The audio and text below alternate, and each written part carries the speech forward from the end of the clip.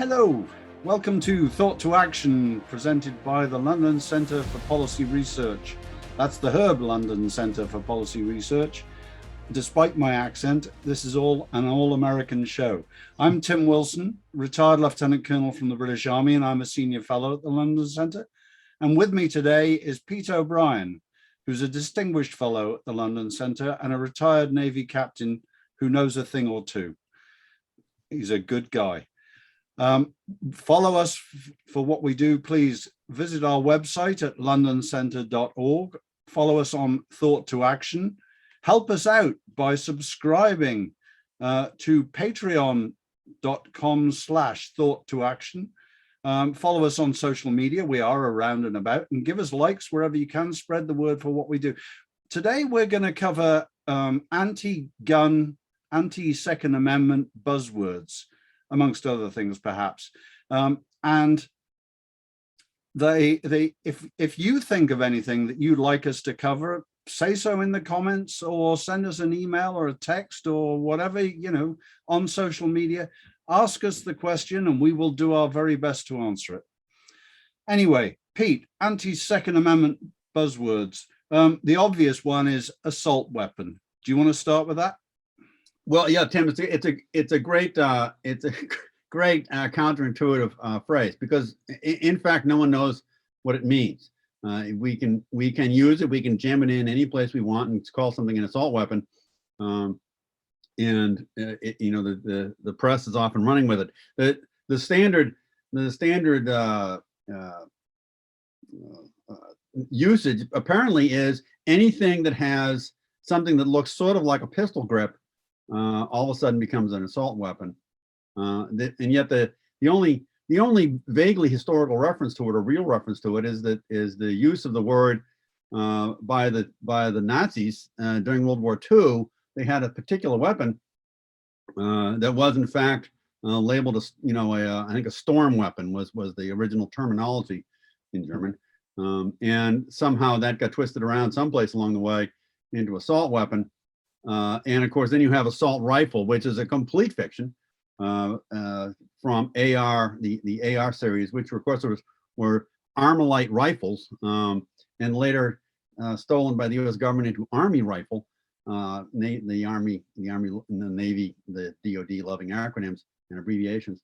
But the actual technical definition of an assault rifle is fiction. There is no such thing, and yet we have people trying to pass legislation to limit the use of assault weapons. It kind of gets to an interesting point across the board on this thing, is the use of adjectives and adverbs in any kind of official writing. I always used to talk about this in the military, in the Navy, was I would go, and someone would give me something that they had written up. I would delete all the adjectives and adverbs because no one knows what they mean. Yep. Calling someone tall. Yep. Tall compared to whom? Exactly, and we're going to talk some more about that, because the use of language is important in all of this, especially as we're actually talking about trying to describe material, physical items. And as you rightly say, assault weapon. Assault, well, that's an attack on somebody. A weapon, that's not just a firearm, that's any object you use to carry out that assault.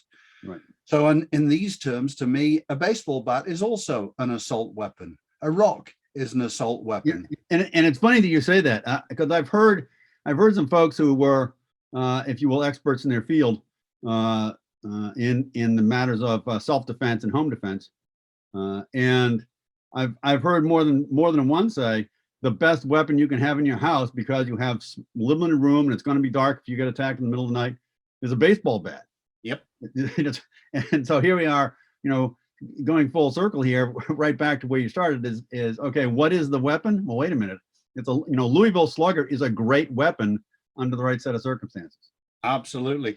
The other thing is that while I was going through my early days special forces training, we did a lot of unarmed combat. The best unarmed combat instructor I had basically turned around and said, "You are never unarmed. If you are, it's your own fault for not using your brain. There are always things around you can use as weapons, and that should be added to situational awareness.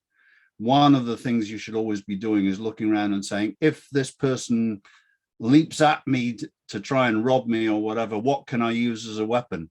Wherever you go, whatever you do. And he was brilliant. I mean, he truly was brilliant. He would do things like pick up a pencil and say, just imagine how deadly this could be. Well, and you get to an interesting point there too, is the statistics kind of bear it out. There are more people killed by hand, either beaten to death or strangled each year in the United States than are killed with rifles, with all sorts of rifles, shotguns, AR-15s, whatever you might want to use or think about using. Not that you're thinking about trying to kill anybody, but in fact, people kill each other more readily with their hands than they do with long guns, and that should tell us something about how essentially misguided is the issue of somehow trying to reduce the crime rate by restricting people's access to a rifle.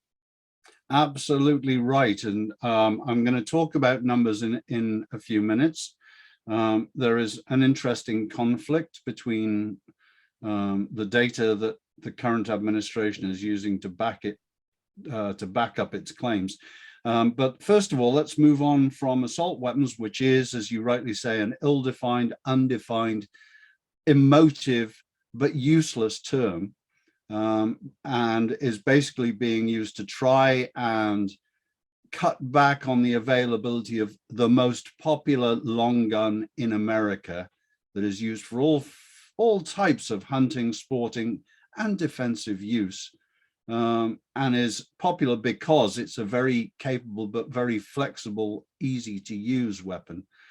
Apart from that, let's move on, as I say, high capacity magazines. Yeah, there's another magic word. What does high mean? Exactly. Go back 150 years, high capacity was more than one round. Yep. It's another one of these sort of meaningless phrases or terms, but it's also, there's an interesting point here. I have a number of friends who, like you, special operations folks, who have been in, shall we say, unpleasant situations. And one of the fellows had said that the first couple of times you get into an in-close combat situation, says particularly if you're startled, he says you will go through your magazines just as fast as it is humanly possible to squeeze the trigger. And the idea that somehow, as seen in the movies, that you pull the whole did I dick one clean round in the low light down the alley, get the bad guy between the eyes, has no bearing in reality. You may do that after you've done this 100 times, but the first few times you do this, which is going to be the case for virtually everybody who has their house broken into, you are going to be so spiked on adrenaline that you are going to go through every round that you can get your hands on as fast as you can imagine. And that the same thing is seen with policemen regularly. As a policeman gets into a fight, the first time they get into a gunfight with somebody, and the press comes out and says that, Joe Smith, policeman, fired 15 rounds down the street. And the reason why he fired 15 was because he did not have a 17-round magazine. Yep. The other thing too is you are very nervous, and there are going to be rounds that are going to miss the bad guy. If I may just jump in quickly, yes, sir. At this point, over half of all policemen during their lifetime in this country will not fire their gun at somebody. Right. Not at a criminal. They will not. They will practice on the range, but they will not fire their guns in anger, if I can put it that way. Right. So their adrenaline is pumping. The guys who do get in it, there might be one or two guys who've been in multiple times. They're probably on a SWAT team. Yep. But the other guys, they can have that one incident or two incidents in a 30-year career, and they are going to be jazzed. They are going to have their adrenaline pumping. Their heart is pounding. Absolutely. And the idea that somehow he should be limited to only 5 rounds is crazy, because then he'll be out of ammo. And there you go, raising another one of those problems, because this opinion about where high capacity magazines, of course, depends on what high means, depends on the individual. Right. And what we've seen in New York, for example, under Governor Cuomo, was an attempt to limit the number of rounds in any particular firearm or magazine to 7. Right. Where did that figure 7 come from when, you know, the standard AR magazine is 30 rounds, when most semi-automatic pistols will have 9, 15, 18 rounds, you know? So this number is arbitrary, and it's like the whole use of high capacity magazines. One other quick related thought to high: how high is high?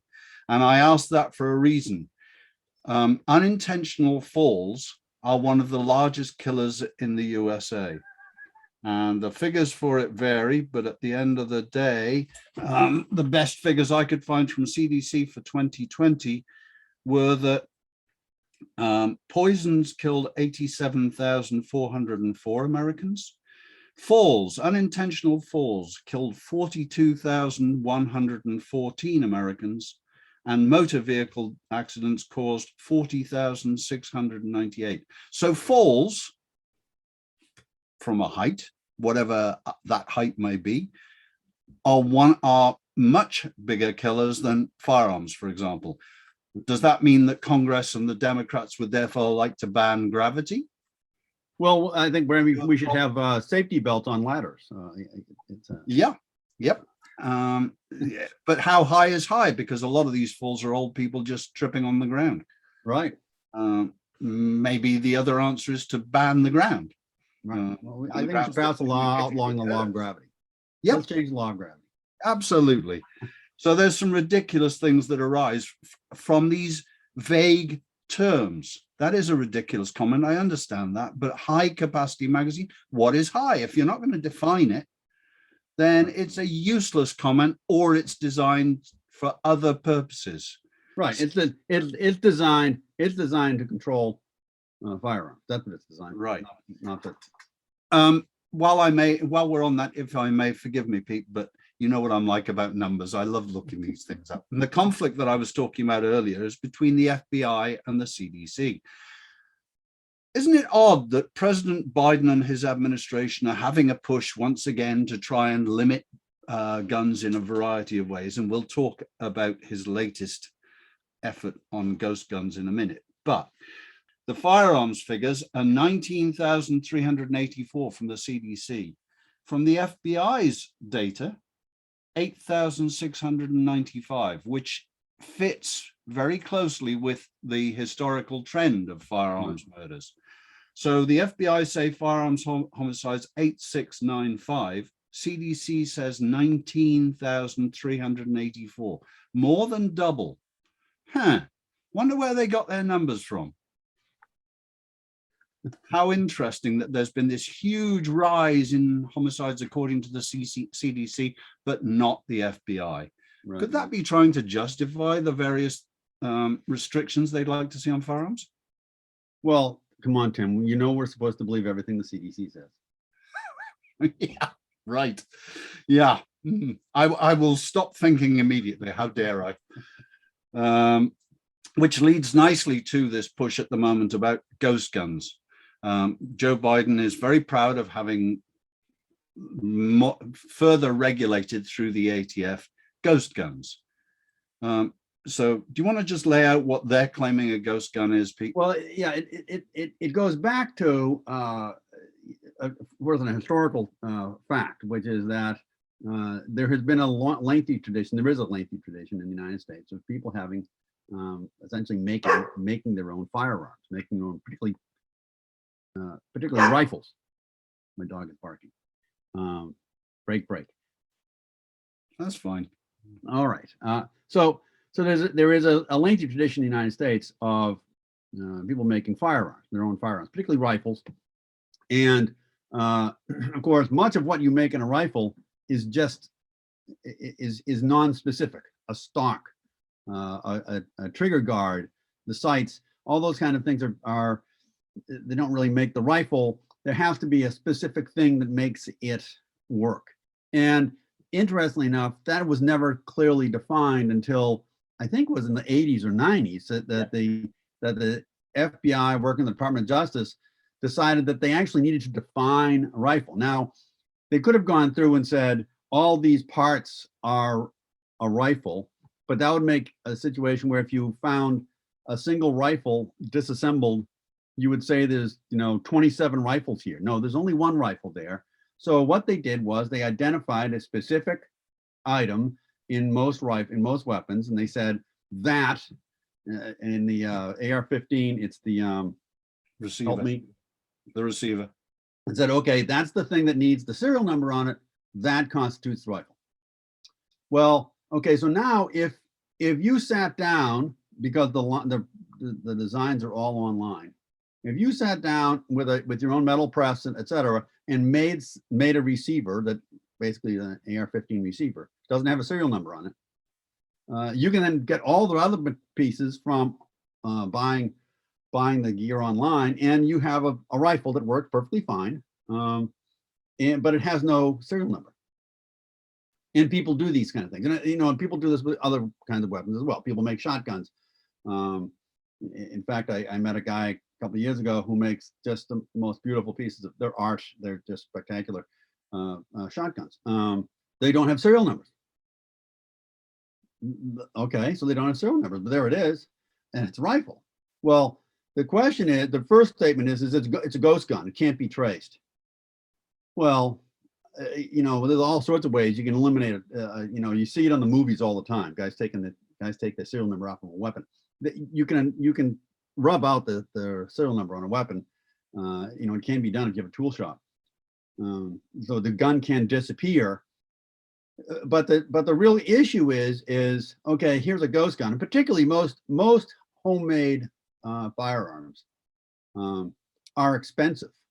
No one makes them to make them cheaply. They make them because they want to make them right. They want to make it their way. It wants to be just their rifle, made for their hunting or whatever it is, and fit to them, or fit to their kid or their brother or their wife or whatever it is.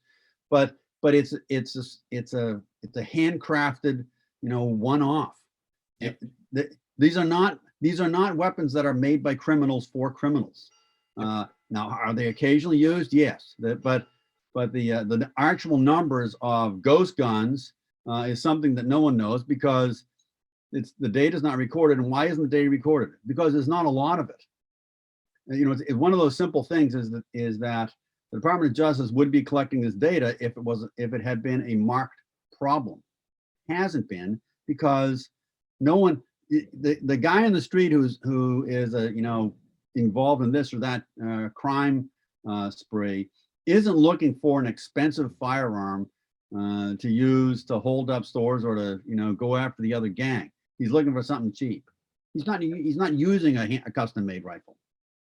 And so this whole idea that somehow we're going to reduce crime by eliminating ghost guns is perhaps even more specious than the idea that we're going to reduce crime by reducing the number of AR-15s on the street. AR-15s are used very rarely in crime. Ghost guns are used even less often in crime. One of the things that I've been trying very hard to research is just how many times the registered number on a weapon has been used to track down a criminal after, a robbery, a murder, or whatever. And the answer is that the ATF doesn't publish that information at all. There is a whole large, expensive unit dedicated to the registration and tracking of registration of firearms. That unit puts out an enormous number of figures. The one figure it doesn't put is how often they have provided the critical information in catching a criminal. And the reason for that, I am absolutely certain, is because it almost never happens. I won't say never, but in the research I have done, which is fairly detailed, I could not find one specific example where they could say, oh yes, the cop on the street found this gun, and because of that, we were able to track down the person that used it and charge them with a crime. It's you therefore rightly have to wonder. The other point that I would make is, in addition to what you're saying, back in my youth, I did a fair amount of biathlon, and the rifles required for that need to be very, very accurate. And an awful lot of effort goes in by the community there to improving the accuracy and reducing the weight of those weapons.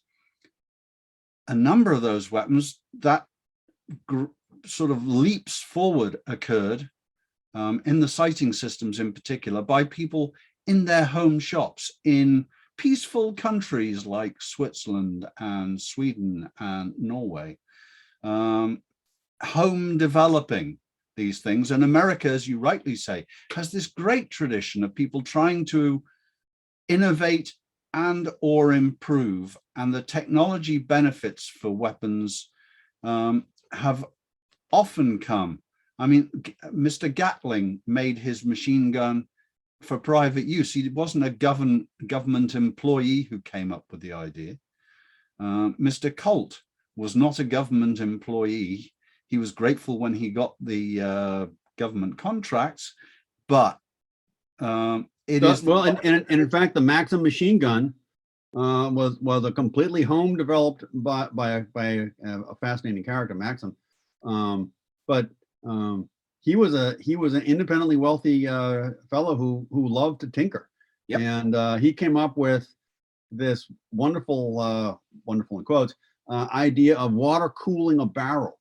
Yep. And that the Maxim machine gun, it basically became, if you look at an old movie, the movies of the machine guns used in World War I on all sides, that basically were stolen designs and stolen, but they borrowed the idea worldwide. That was a home developed weapon. Absolutely, and those water-cooled jackets still lasted right through World War II.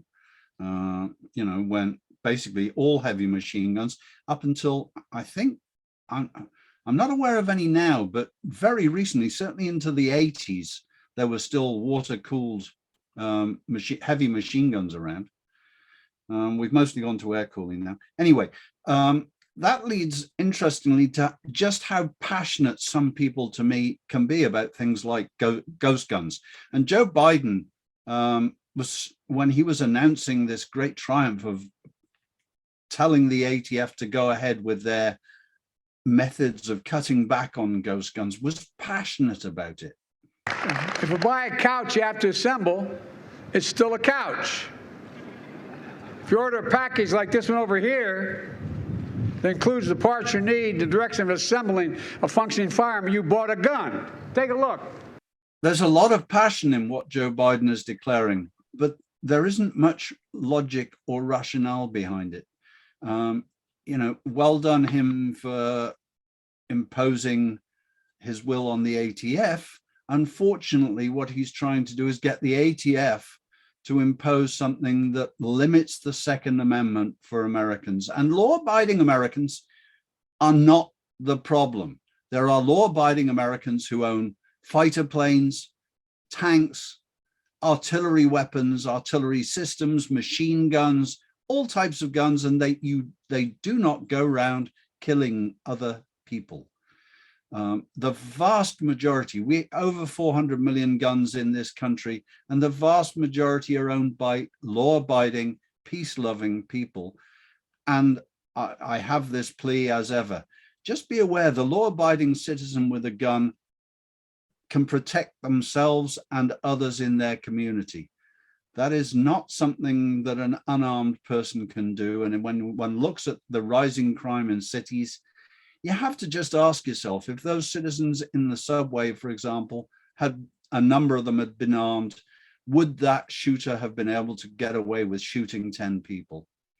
We don't know, we can't know, but we do know that defensive gun use, which includes just the display of a weapon most of the time, not actually firing it, saves lives, saves violence, stops rapes, and is a useful, good tool in the hands of a law-abiding citizen. And if I can throw something in too, we often hear the mayors of some of these cities with high crime rates getting on board the anti-firearm bus, if you will. And yet you have, time and again, you have harder restrictions, tougher restrictions in the cities, in the same state, that the cities have tougher firearm restrictions, firearm rules and regulations than the immediate countryside. Yep. In the same state. The same state laws apply. Some of these state laws are very restrictive, but they're stricter in the cities than they are in the countryside. And then you go into the countryside right outside a city, and the crime rates are nowhere near as high as they are in the city. So what exactly is it that makes the city, which has less guns, have a higher crime rate? Yeah. And it might be just a handy place for folks to come back and say to the mayor of a place like Baltimore, wait a minute, Mayor, you have the same laws, same state laws apply on this side of the city border as on that side of the border. Yep. Why is your crime rate so much higher than it is in, say, Potomac, Maryland? What's the difference? It's not the firearm regulations. That's not what's causing the crime rate, unless it is the presence of firearms. Wait a minute, there's more firearms in Potomac than there are in Baltimore. So are more firearms mean less crime? Well, in fact, the statistics would support that. You're singing my song. I live in New York State. I have a concealed carry permit. The state, if you like, the sheriff and the state trust me to carry a weapon concealed. I cannot carry that weapon into New York City. If there's one place in the state of New York where I would like to carry concealed for my own protection and the protection of those around me, it would be in New York City. But I'm not allowed to because of the laws of that city. And where is the highest crime and violence, murder, firearm homicide rate? Oh, New York City. That is insane. It happens all around the country. You're quite right. The big cities, Baltimore, LA, many others, Chicago, all DC, very, very restrictive on firearms and very high violence and gun violence rates. And this business about I'm trusted by the state, but not by the city gets really interesting to me, because law-abiding citizens are law-abiding citizens.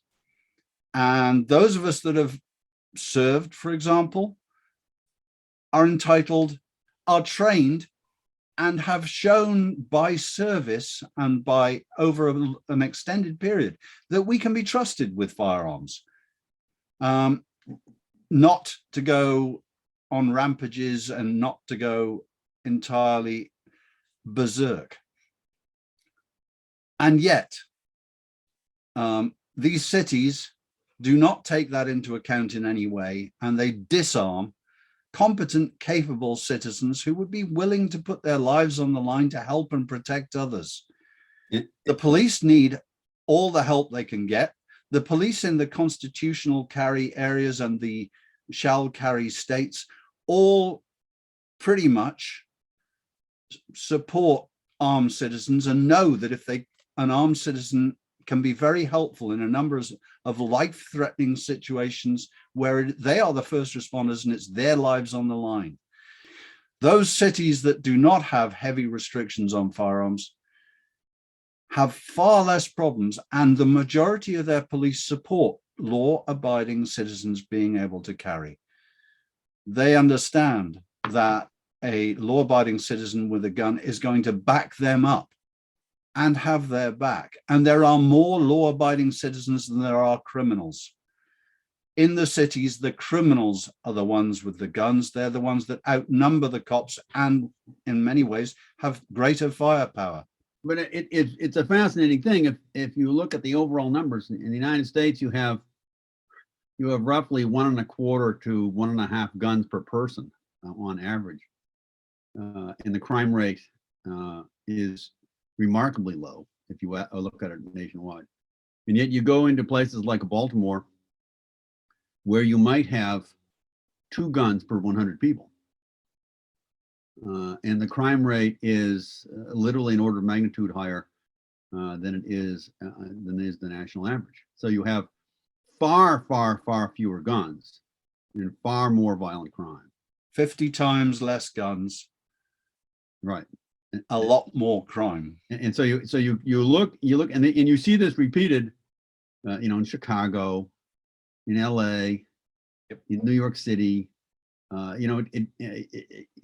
Louis. I mean, it keeps happening. These statistics, these same statistics pop up again and again and again. Yeah. And yet no one on the other side, no one who stands up and says we're trying to reduce crime rates and therefore reducing guns. When queried with these particular statistics, they ignore them. And yet, if they were truly interested in reducing crime rather than reducing the number of guns in the hands of the citizenry, one would suspect they would have a different answer. I think as a wrap up to that, I'm just going to add in something that we in the London Centre have preached for quite a while, which is that there is also a strategic element to a heavily armed population. Here we are at the moment where Russia has invaded Ukraine. China is threatening everybody. Russia is threatening the world. Venezuela is rattling its saber. Iran constantly rattles its saber. And North Korea is conducting nuclear tests again and missile tests, I should say, and potentially trying to threaten the USA. That raises the important element of what if, and just what if. And one of my favorite sayings is apocryphal, but attributed to Yamamoto during World War II. He was asked about the potential for invading mainland the US after they'd successfully hit Pearl Harbor. Could they have then? There was great fear here in America too that they would come and invade the West Coast. And Yamamoto said, allegedly, apocryphally, we cannot invade America. There will be an American behind every blade of grass, and he will have a rifle. That strategic element of defense is important in international diplomacy, just giving everybody pause about just how heavily armed America is. Thank you for watching. Pete, thank you for the chat. It's always good to talk with you. Please, if you like what we do, follow us, visit us at londoncentre.org, follow us on Thought to Action on YouTube and other social media, and subsidize us by going to patreon.com/thoughttoaction and joining us as a member. We'll give you free previews, additional bits and pieces. And of course, there's also now our website, our Teespring store, where we're starting to sell odd little bits and pieces and goodies that I'm sure you will enjoy and will decorate your house or your kitchen table to great benefit for one and all. Make great presents too as the year goes through. July 4th is coming, and then Christmas. Thank you for watching. I'm Tim Wilson. It's been a pleasure.